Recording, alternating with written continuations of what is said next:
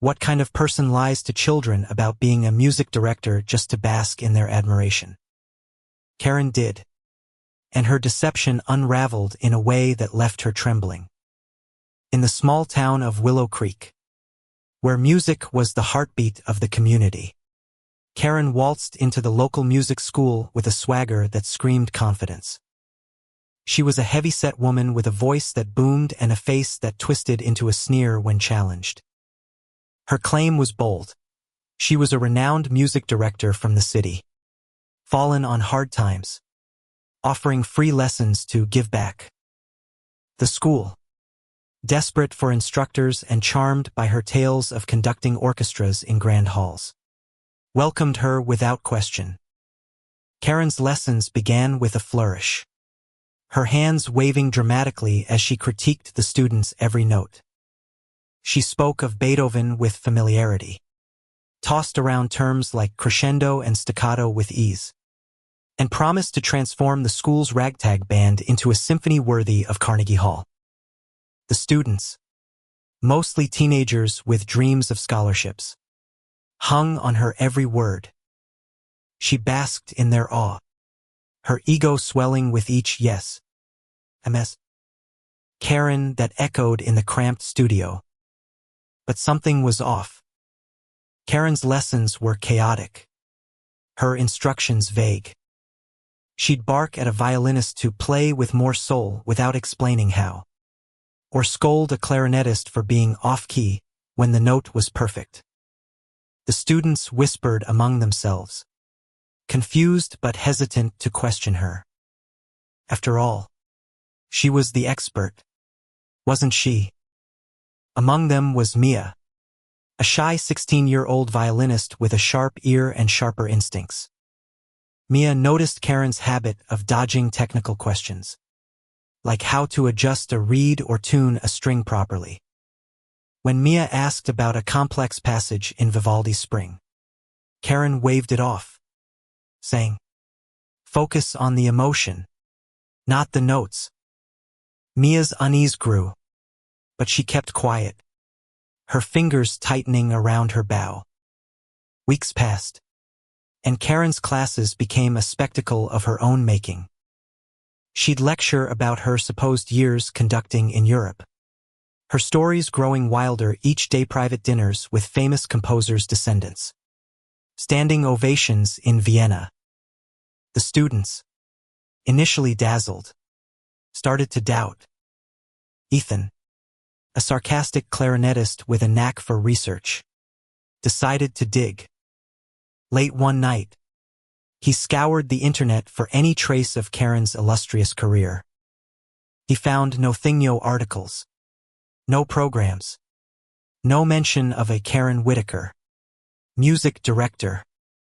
His suspicions hardened when he stumbled across a blog post about a woman matching Karen's description who'd been fired from a community theater for lying about her credentials. Ethan shared his findings with Mia and a few others, and a plan began to form. They wouldn't confront her outright, not yet. They'd test her, push her to prove her expertise in a way she couldn't fake.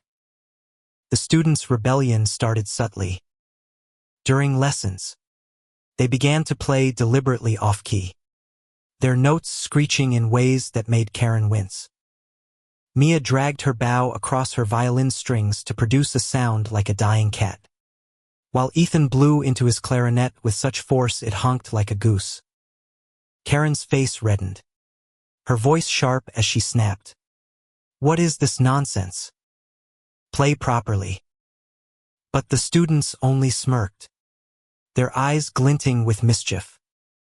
They'd apologize, then do it again, each wrong note a jab at her authority.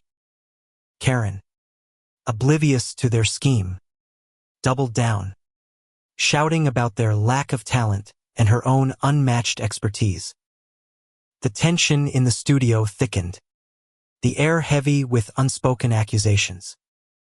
The students' defiance wasn't just rebellion, it was a trap. And Karen was walking right into it. Then came the twist. Mia discovered an old video on a local musician's obscure YouTube channel. It showed Karen, Years ago, at a small-town talent show, attempting to lead a choir and failing spectacularly. Her conducting was erratic, her singers confused, and the audience's laughter was audible.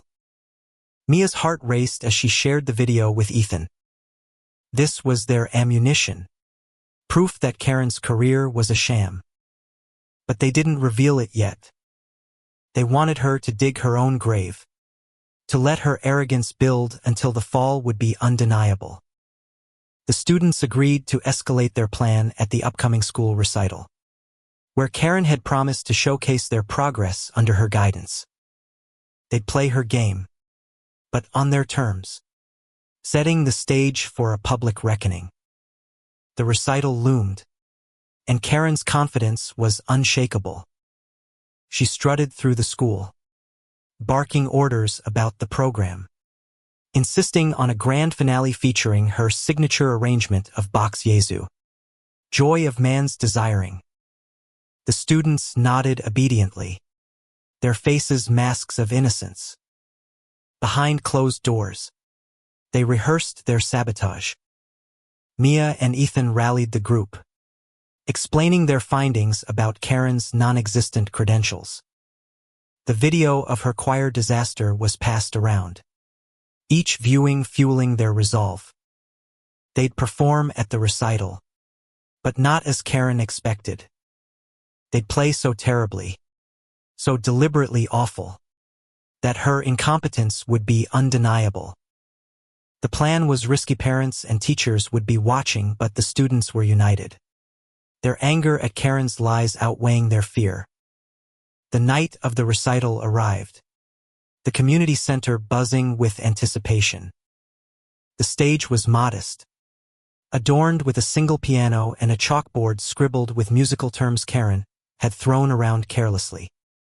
She stood at the front, her posture commanding, her smile smug as she introduced the performance. Under my expert guidance, she boasted, these students have reached new heights.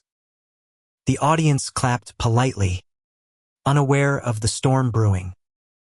Mia's hands trembled as she lifted her violin, her eyes meeting Ethan's across the stage. This was the moment to expose her. The performance began, and it was a disaster by design. Mia's bow screeched across the strings, producing notes so sour they made the audience flinch. Ethan's clarinet wailed, each note a mockery of melody. The other students joined in, their flutes and cellos clashing in a cacophony that was almost comical in its awfulness. Karen's face froze, her hands waving frantically as she tried to salvage the performance. Stop! Stop!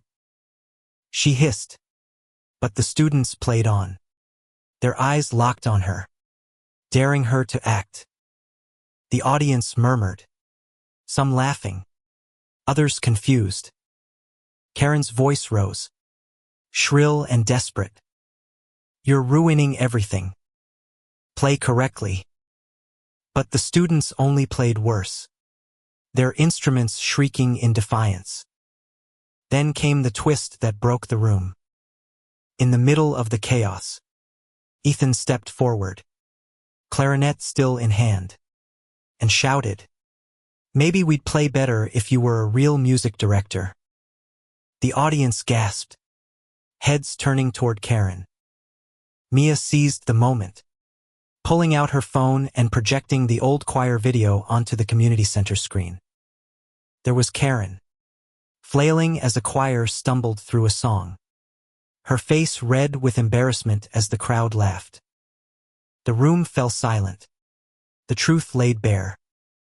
Karen's mouth opened, but no words came. The students stopped playing, their instruments lowered, their stares piercing. The teacher, Ms.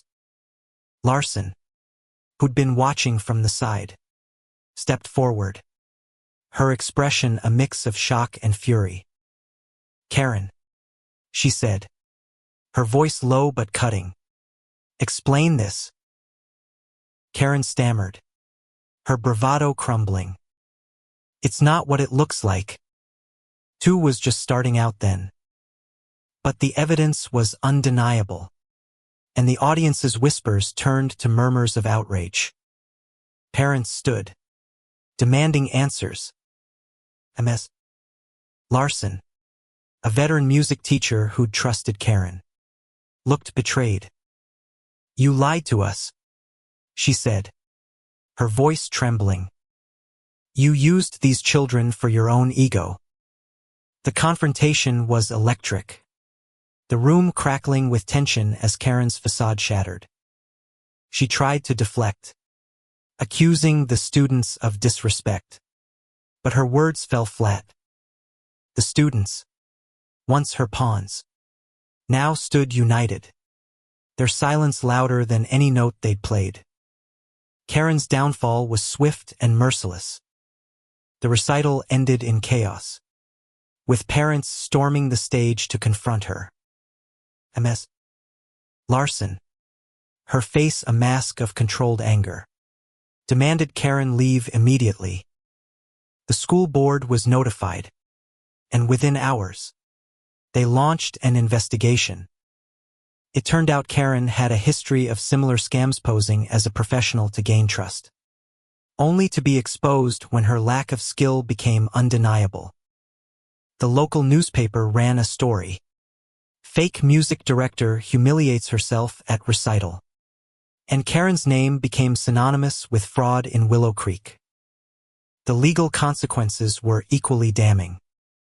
The school filed charges for misrepresentation, and Karen faced fines and community service, her reputation in tatters.